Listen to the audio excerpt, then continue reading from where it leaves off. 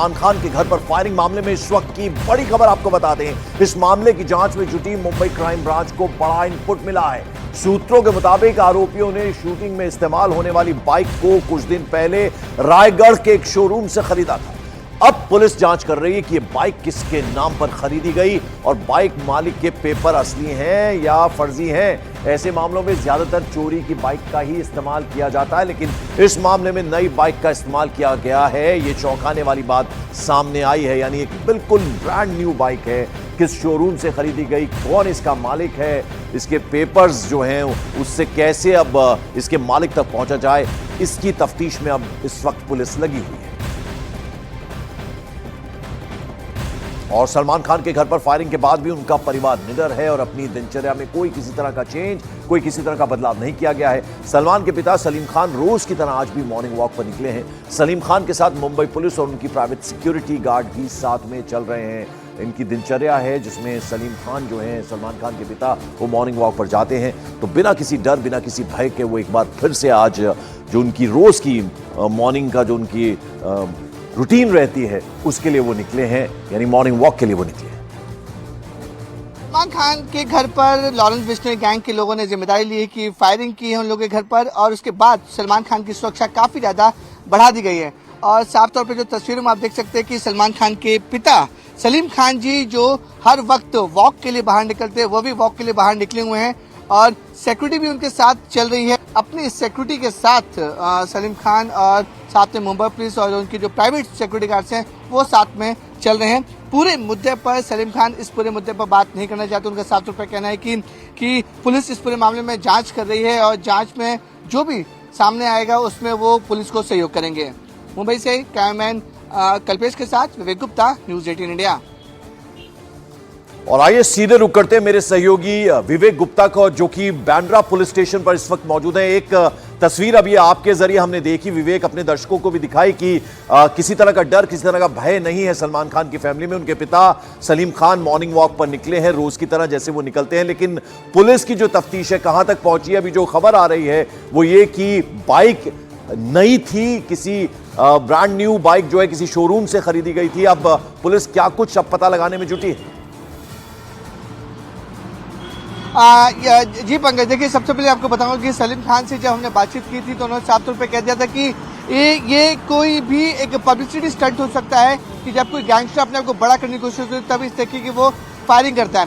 लेकिन अब दूसरे सवाल में आता हूँ कि इस पूरे मामले में एक बड़ा खुलासा हुआ है कि मुंबई क्राइम ब्रांच ने साफ तौर पर कहा है कि जिस बाइक का इस्तेमाल शूटरों ने किया है वो बाइक चोरी की नहीं थी, बल्कि बाकायदा उस बाइक को खरीदा गया था। मुंबई पुलिस और मुंबई क्राइम ब्रांच की टीम है वो उस शोरूम तक पहुंच चुकी है जहां पर इस बाइक को परचेज किया गया था।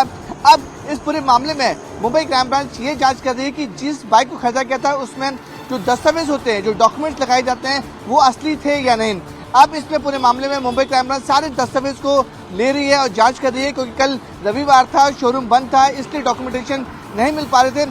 अब जो क्राइम ब्रांच की टीम उस शोरूम तक पहुंच चुकी है। अब वहां से सारे डॉक्यूमेंट्स निकाले जा रहे हैं और ये वेरीफाई किया जा रहा है कि आखिरकार बाइक कौन खरीदने आया था, किसके नाम से बाइक थी।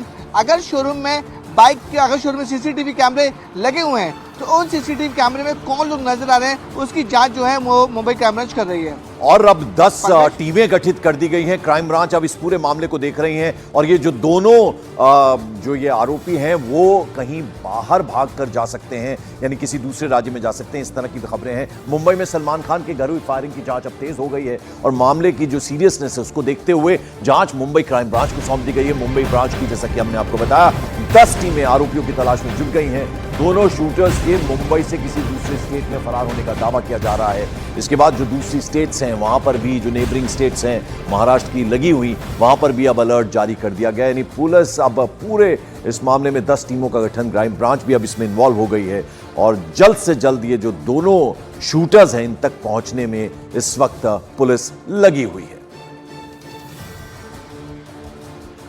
तो आपको बता दें दोनों शूटर जो हैं उनके बारे में खबर यह है कि किसी दूसरे स्टेट में भाग सकते हैं, तो ऐसे में दूसरे राज्यों को भी अलर्ट पर रख दिया गया है। जितने नेबरिंग स्टेट्स हैं वहां पर खास तौर पर, क्योंकि अगर वो भागेंगे, महाराष्ट्र से निकलेंगे, मुंबई से निकलेंगे, तो जितने भी पड़ोसी राज्य हैं वहां पर वो दाखिल हो सकते हैं। लिहाजा उन पुलिस के संपर्क में भी मुंबई पुलिस है। मुंबई क्राइम ब्रांच अब इस पूरे मामले में इन्वॉल्व हो गई है। 10 टीमों का गठन कर दिया गया। 3 तस्वीरें हम आपको दिखा रहे हैं। ये वो 2 शूटर्स हैं जो काले रंग की ब्रांड न्यू बाइक में आए थे, और ये एक की चेहरे की पहचान हो गई है। विशाल उर्फ कालू इसका नाम है, गुरुग्राम का ये रहने वाला है।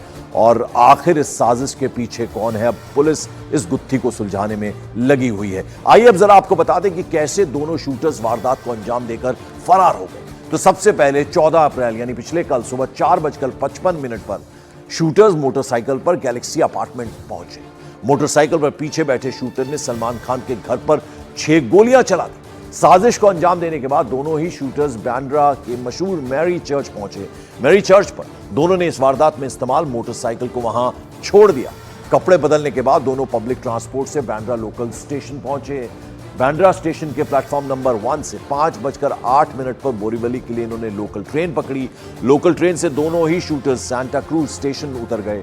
सांता क्रूज स्टेशन से शूटर्स ऑटो के जरिए मुंबई के वकोला इलाके से होते हुए एयरपोर्ट की तरफ चले गए। तो पुलिस ने यह पूरी तफ्तीश अब तक कर ली है, कैसे सुबह 4:55 से पूरा घटनाक्रम हुआ, उसकी एक एक डिटेल अब पुलिस के पास है।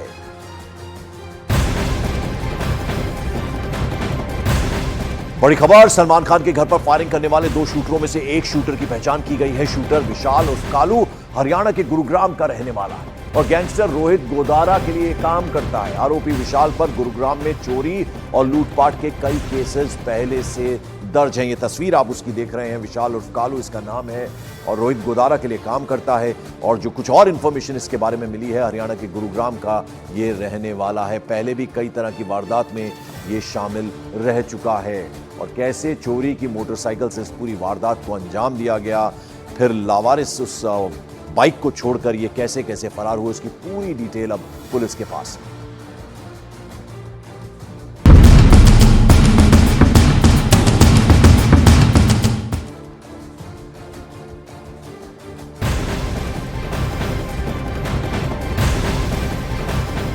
न्यूज 18 इंडिया मॉर्निंग प्राइम में अब बड़ी अंतर्राष्ट्रीय खबर। एयर इंडिया ने इजराइल की राजधानी तेल अवीव के लिए सभी उड़ानें फिलहाल सस्पेंड कर दी हैं। जो जानकारी मिल रही है, शनिवार को भड़के तनाव और ईरान इजराइल के बीच बढ़ते युद्ध की आशंका के बीच एयर इंडिया ने अब ये मेजर फैसला लिया है। एयर इंडिया ने पिछले महीने ही तेल अवीव के लिए उड़ान दोबारा शुरू की थी, जो 7 अक्टूबर को हमास पर इजराइल के हमले के बाद से ही बंद थी। अब इसे फिर से बंद कर दिया गया है। तो तेल अवीव जो कैपिटल है इजराइल की, वहां के लिए एयर इंडिया ने अभी अपनी फ्लाइट्स पर रोक लगा दी है, उड़ानों पर रोक लगा दी है। और ये इससे पहले भी कर चुके हैं। अब जिस तरह से ईरान और इजराइल के बीच टेंशन फैली हुई है, उसको देखते हुए ये बहुत ही महत्वपूर्ण फैसला एयर इंडिया की तरफ से लिया गया है। और ईरान और इजराइल के बीच बढ़ते तकरार ने पूरी दुनिया की टेंशन, तनाव बढ़ा दिया। ईरान के हमले के बाद तीसरे विश्व युद्ध की घंटी बजने लगी, लेकिन इन सब के बीच इजराइल का साथ देने वाला देश क्या जंग के खुले मैदान में कूदने को तैयार है? इसलिए सवाल यह है कि जंग के 4 मोर्चों पर अकेले कैसे